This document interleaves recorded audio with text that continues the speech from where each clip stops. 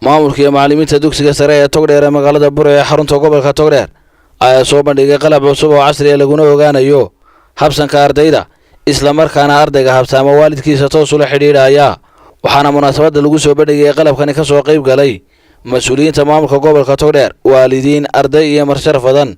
waxaana ugu horeyntii halkaasi ka hadlay faahfaahinta qalabkani ka bixiyay maamulaha dugsiga Togdheer Maxamuud Cali Xandulle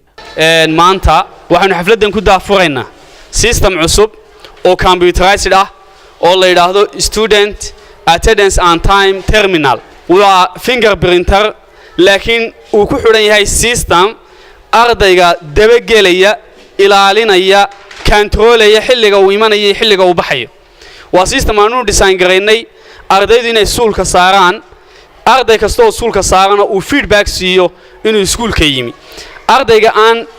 suulka saarin systemkaas wuxuu sugayaa 7 subaxnimo ilaa 8 subaxnimo hadduu 8 subaxnimo systemkani waayo qofka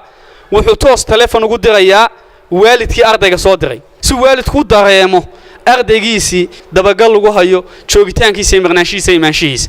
way adag tahay in Somaliland ama geeska Afrika baan nidhaahno guud ahaan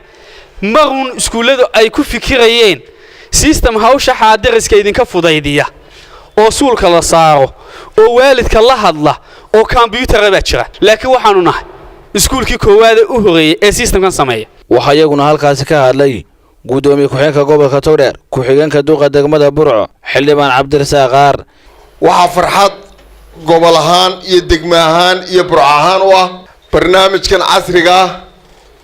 ee lagu soconayo dhaqdhaqaaqa ardayga iyo habsankiisa ee iskuulkanu maanta u soo koriyay gobolka waa qiimo aad u ballaaran oo ninkii saaqidka la oran jiray waa loo soo galay oo saaqid dambe oo ama waalidkii been u sheegaya ama iskuulkii siyaasadeynaya waxay la tahay inay soo gabagabowday waxa ka muuqata iskuulkan iyo macallimiintiisa maamulkiisa aqoon ay dheer yihiin iskuulada inta kale